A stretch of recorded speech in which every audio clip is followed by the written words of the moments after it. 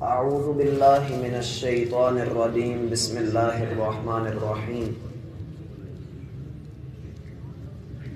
احباب ذی وقار، رب کائنات نے انسان کو وہ عقل عطا فرمائی ہے جس کی بنا پر یہ فرشتوں سے بھی ممتاز ہوا، مسجود ملائک قرار پایا گیا، لیکن اپنے نسیان، اپنی بھول، اپنی خطا کی وجہ سے اس انسان کو اس جنت سے نیچے اتار دیا گیا جس کے دامن میں نہریں بہتی ہیں اور رحمان کی رضا وہاں پر عطا کی جاتی ہے، اور ہر طرف اللہ کی رحمتوں، نعمتوں اور فضل کے چرچے ہیں۔ لیکن انسان جب جب بھولتا ہے یہ اپنے مقام سے نیچے اترتا چلا جاتا ہے۔ یہ کیا کم گہرائی تھی کہ اللہ نے جنت سے زمین پر اتار دیا۔ چاہیے تو یہ تھا کہ انسان اپنی ترقی اور اپنی بلندی کی طرف توجہ دیتے ہوئے اپنے مالک کے ساتھ اپنے رابطے، اپنی قربتیں، اپنی بندگی اس کے نام کرتا، لیکن انسان نے اپنے نسیان کو فیشن بنا کر شیطان کے بنائے ہوئے ہتھ کنڈوں کو اس نے جدید دور کی ضروریات سے ہم آہنگ کرنے کے لیے اپنے آپ کو شیطان کے حوالے کیا، اور شیطان نے اس کا جو بیڑا غرق کیا ہے وہ ہم سب کے سامنے ہے۔ اسی لیے قرآن کی ابتدا ہی اس بات سے کی گئی کہ اذا قرأت القرآن فاستعذ باللہ من الشیطان الرجیم۔ وہ دھتکارا ہوا، وہ رب کی رحمت سے دور، وہ شیطان جو رجیم کر دیا گیا ہے۔ آپ اپنی زندگی کی ابتدا، اس کتاب کی ابتدا اس کو کھولیے بعد میں، لیکن پہلے اس مردود کے متعلق اللہ سے دعا کر لیں کہ اللہ آپ کو اس کے شر سے بچا لے۔ لیکن انسان یہ سمجھتا ہے کہ شاید کہ اس کا شر، اس کی شرارت، اس کی سازش اور اس کا ہتھ کنڈا یہ صرف اور صرف جو ہے جی یہ بہکاوے میں لے کر کے آئے، یہ کسی انسان سے کوئی بہت بڑا گناہ کروا دے تو پھر ہی یہ شیطان کے اوپر لعنت اور ملامت کی جانی چاہیے، وگرنہ گناہ تو کوئی بھی نہیں، یہ تو فیشن ہے۔ یاد رکھیے ہمارے صحابہ کرام، ہمارے سلف صالحین وہ کہا کرتے تھے کہ منافق کی مثال یہ ہے کہ وہ گناہ کو اپنے ناک پر بیٹھی ہوئی مکھی کے برابر سمجھتا ہے، چاہے وہ جتنا مرضی بڑا گناہ کیوں نہ ہو۔ وہ یوں ہی سمجھے گا کہ جیسے ناک کے اوپر کوئی مکھی بیٹھی ہوئی ہے، اور ایک مومن کی نظر میں گناہ بال کے برابر بھی ہونا تو مومن کو یوں ہی لگتا ہے گویا اس کی گردن پر پہاڑ رکھا ہوا ہے۔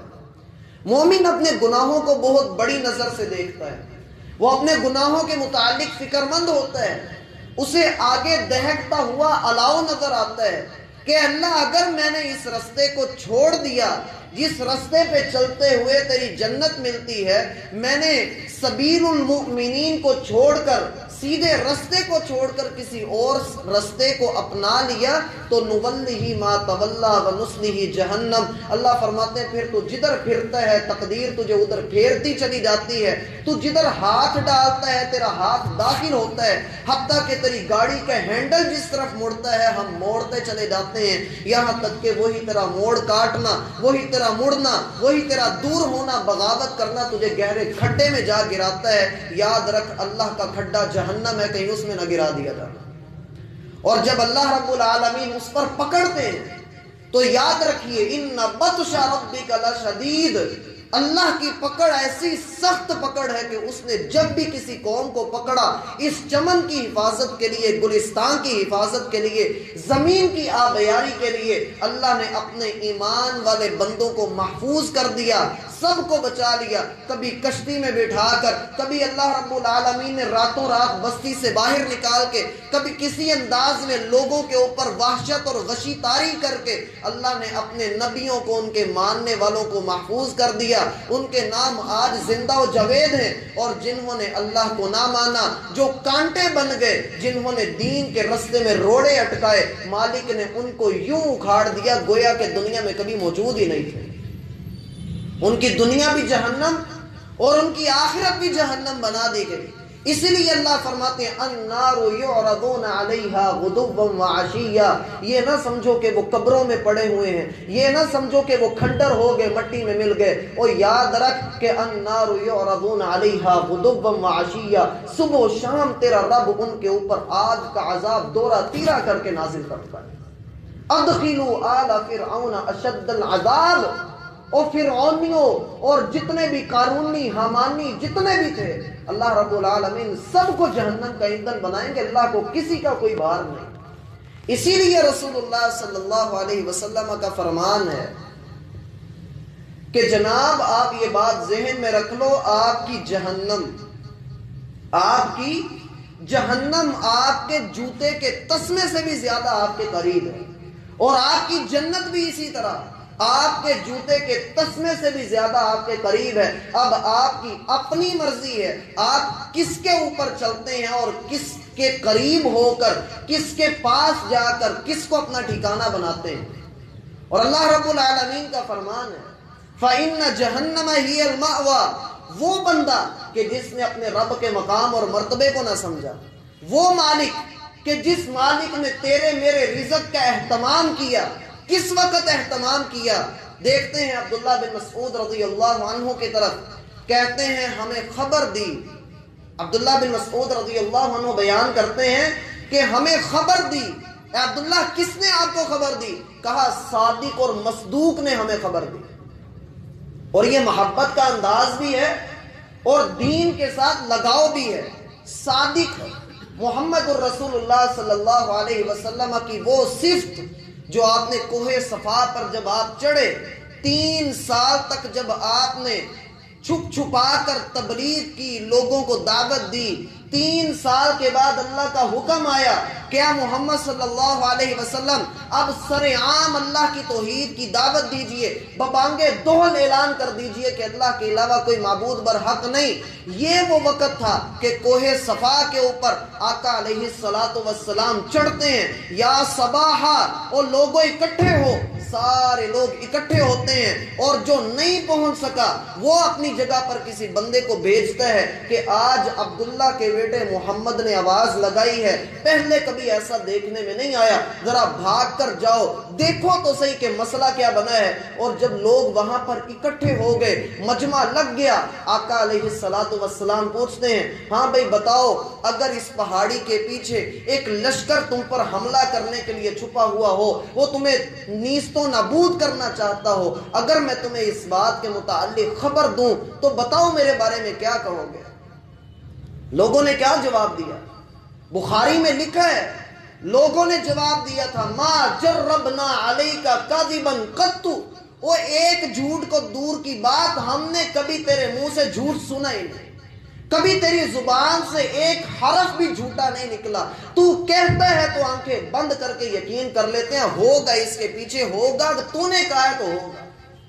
آقا علیہ السلام نے کہا کہ اگر اتنا ہی یقین کرتے ہو، اتنے ہی وفادار ہو تو قولوا لا الہ الا اللہ تفلحو، لا الہ الا اللہ کا اقرار کر لو، کامیابیاں تمہاری، ساری کامیابیاں، کوئی ایک بھی اپنے پاس نہیں رکھوں گا، اللہ کی قسم ساری تمہاری، اور یہ کامیابیاں دنیا میں بھی آخرت میں بھی۔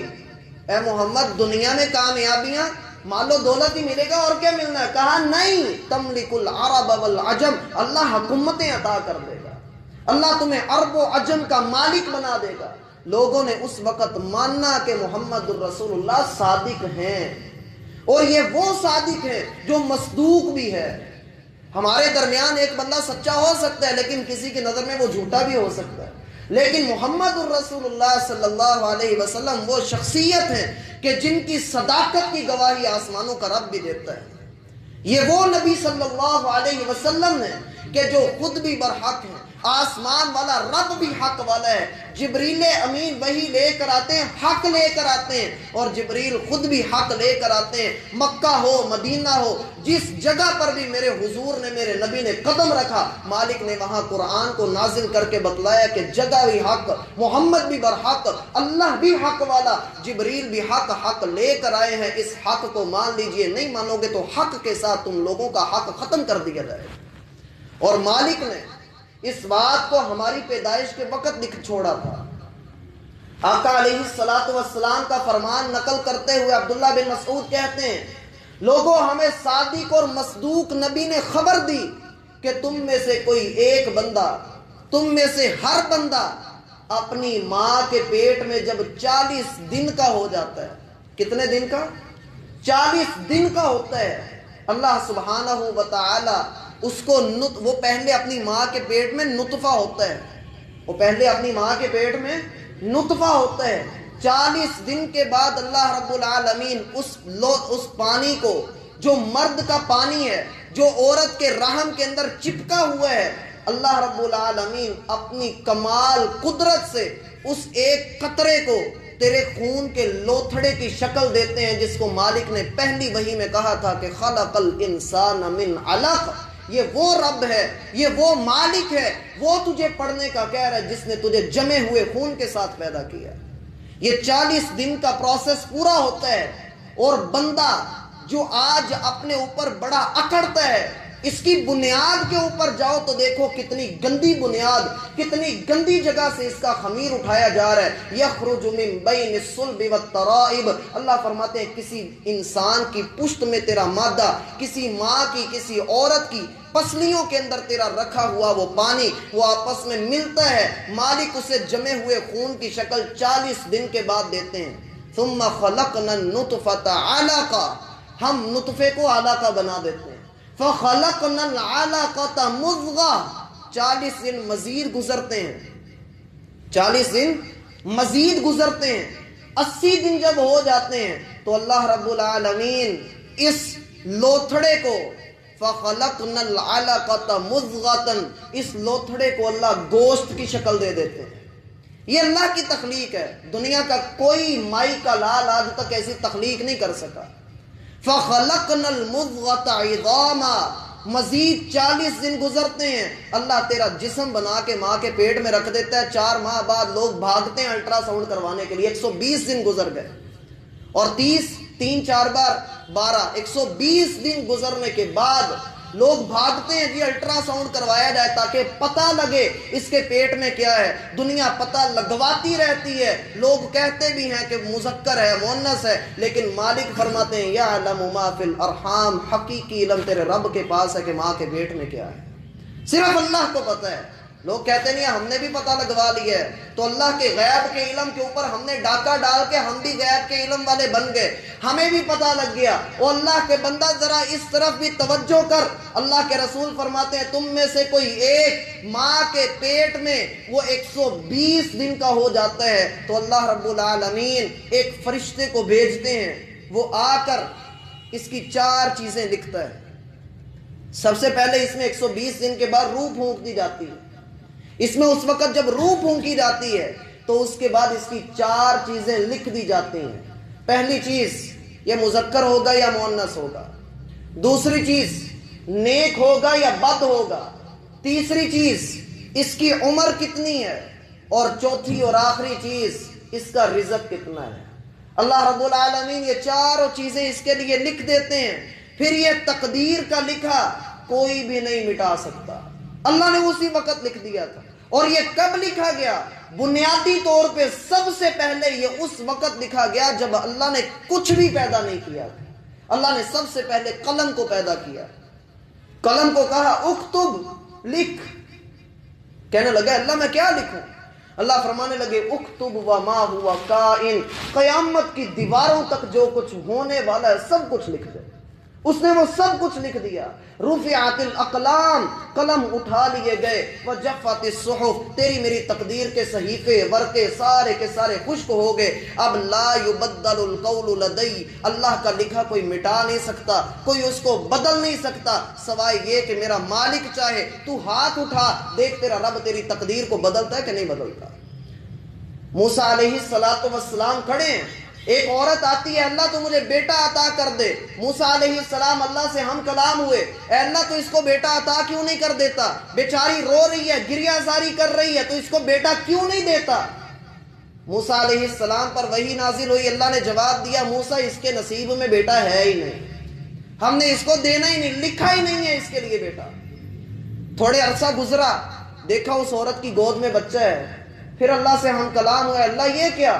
تو نے لکھا تھا کہ اس کا بیٹا نہیں ہے، لیکن پھر اس کو بیٹا دیا ہے. کہا اس نے مجھے رحمان کہہ کر پکار لیا تھا، اس نے مجھے رحمان کہہ دیا تھا، اس نے کہا تھا اے رحمان مجھے بیٹا دے دے. تو جو مجھے رحمتوں والا بنا کر پکارے میں اسے کیوں کر خالی ہاتھ لوٹاؤں؟ میں نے اس کی گود کو بھر دیا. یہ 4 چیزیں لکھ دی جاتی ہیں. اب کوئی ڈاکٹر یہ تو نہیں بتا سکتا کہ یہ نیک ہوگا یا بد ہوگا، کوئی یہ تو نہیں بتا سکتا نا کہ اس کا رزق کتنا ہے. وہ اللہ کے بندے، اللہ ہی جانتا ہے کہ ماں کے پیٹ میں کیا ہے، کون پل رہا ہے، کوئی آفت آ رہی ہے، کوئی شرافت آ رہی ہے. اور پھر اس کے بعد اللہ سبحانہ و تعالی، رسول اللہ صلی اللہ علیہ وسلم فرماتے ہیں یہ 4 چیزیں جب بندے کی لکھ دی جاتی ہیں پھر بندہ دنیا میں آتا ہے. 9 ماہ گزرتے ہیں یا جتنا بھی اللہ نے تقدیر میں لکھا ہوا ہو، یہ اپنی ماں کے پیٹ میں وہ وقت گزارتا ہے، یہ دنیا میں آتا ہے، اس کا رزق اس تک پہنچنا شروع ہوتا ہے، یا یہ اپنے رزق تک بھاگ کے چلا جاتا ہے. یہ رزق اس تک پہنچانا، اس کو رزق تک پہنچانا، اس کے سانسوں کی گنتی شروع ہو جاتی ہے، حتیٰ کہ یہ اپنے وقت کو پورا کر کے دنیا سے رخصت ہوتا ہے. لیکن یاد رکھنا کوئی وقت ایسا بھی ہو سکتا ہے کہ مالک نے اس کی تقدیر میں یہ لکھا ہو کہ اگر بندہ اس کام میں پڑا تو اس کی موت کا وقت آ جائے گا، اس کام میں نہ پڑا تو اس کی موت کا وقت نہیں آئے گا. بس اوقات ایسا بھی ہوتا ہے کہ انسان کسی نیک عمل کی طرف جا رہا ہوتا ہے، ساری زندگی نیک کام کرتا رہتا ہے، ساری زندگی اللہ کی بندگی کرتا رہتا ہے، لیکن اس کی زندگی کے آخری وقت چل رہے ہوتے ہیں، آخری ایام ہوتے ہیں، آخری لمحات ہوتے ہیں، لیکن وہ چسکے کے لیے تھوڑے سے گناہ کے اندر پاؤں رکھتا ہے، اس کا وقت آ جاتا ہے. اور جب یہ وقت آتا ہے اور ادھر ہی یہ مر جاتا ہے، کل قیامت کے دن اسی گناہ کے ساتھ زندہ کیا جائے گا. اللہ ہمیں اس سے محفوظ فرمائے. اور دوسرا وہ ہے جس نے ساری زندگی اللہ رب العالمین کے بغاوت کی، اس کو نہیں پتا کہ میرا آخری وقت کب آنا ہے. اللہ کو تو معلوم ہے، لیکن اس نے کسی نیکی کے کام میں قدم رکھ دیا، ابھی کیا نہیں ہے، ابھی اس کی طرف چلا ہی ہے تو اس کا وقت آ گیا. اللہ کی قسم کل قیامت کے دن اپنی نیکی کے ساتھ اٹھایا جائے گا. اللہ ہمارا خاتمہ خیر کے اوپر کرے. اس پر اعتراض آ گیا، اس حدیث کے اوپر اعتراض آ گیا. دیکھو جی اس میں اللہ کا کیا، بندے کا کیا قصور ہے؟ بندے کا کیا قصور ہے بھائی؟ اس میں لوگ خود ہی جو ہے، اللہ خود ہی گناہ کروا رہا ہے، خود ہی بندے کو اللہ خود ہی بندے سے نیکیاں کروا رہا ہے. اس مسئلے کو آسانی کے ساتھ اگر سمجھنا ہے تو میرا بھائی اللہ رب العالمین کی ایک ہوتی ہے مشیت اور ایک ہوتی ہے اللہ کی رضا. ایک ہوتی ہے اللہ کی مشیت اور ایک ہوتی ہے اللہ کی رضا. مشیت اللہ کی کیا ہے؟ دنیا میں قتل ہو رہے ہیں، ڈاکے پڑ رہے ہیں، زنا ہو رہے ہیں، یہ اللہ کی مشیت ہے. اللہ چاہتا ہے، اللہ رب العالمین کے حکم ہے تو ایسا ہو رہا ہے. اگر اللہ رب العالمین نہ چاہتا تو کسی بندے کے اندر اتنی جرت نہیں کہ وہ کسی کو قتل کر سکے. لیکن سوال یہاں پر یہ اٹھتا ہے کہ اللہ کسی کے قتل سے راضی بھی ہوتا ہے؟ اللہ کسی بندے کے قتل سے راضی ہوتا ہے یا نہیں ہوتا؟ ہم کسی کی عزت لوٹ لیں تو کیا اللہ راضی ہوگا؟ یہ اللہ کی مشیت ہے. اللہ رب العالمین نے ہمیں یہی عقل عطا کی ہے کہ پانی میں برف ڈالو گے تو ٹھنڈا، آگ پہ رکھو گے تو گرم. یہ سبب ہیں، اسباب ہیں. اللہ رب العالمین کی مشیت ہو تو پانی ٹھنڈا ہو جاتا ہے، اور اگر اللہ رب العالمین آگ کو ہی کہے کہ تو نے گرم نہیں کرنا تو پھر وہ ابراہیم کو بھی نہیں جلاتی. اللہ کی مشیت ہے نا. لیکن اللہ کی رضا کیا ہے؟ کہ اللہ رب العالمین نے جو کام کہے ہیں ان کو کیا جائے، اللہ ان سے راضی ہوتا ہے. اللہ ہر کام سے راضی نہیں ہوتا. اگر ایسا ہی ہونے لگ جاتا تو پھر انسان کو تو بنانے کی ضرورت ہی نہیں تھی. اصل بات ہی یہاں پر یہ ہے کہ انسان کو اچھے برے کا فرق بتا دیا، اب لے بھائی آگے چل، یہ تیرا امتحان ہے، تو دیکھ ہمارا شکر گزار بنتا ہے تو جنتوں کا راہی، نہیں ہمارا شکر گزار بنتا تو جہنم کا ایندھن، تیری اپنی مرضی ہے، تو جو کرنا چاہتا ہے کر لے۔ یہ امتحان ہے، اس امتحان کو سمجھیے، اپنی اصل کی طرف لوٹیے کہ ہمارا رب ابھی بھی ہمارے لیے رحمتوں کے دروازے کھولے ہوئے ہیں، ان قریب یہ دروازے بند ہونے والے ہیں، کسی کو معلوم نہیں، اس سے پہلے اللہ کے سامنے توبہ کر لیجئے، گڑ گڑا لیجئے۔ اللہ ہم سب کا حامی و ناصر ہو، وما توفیق الا باللہ۔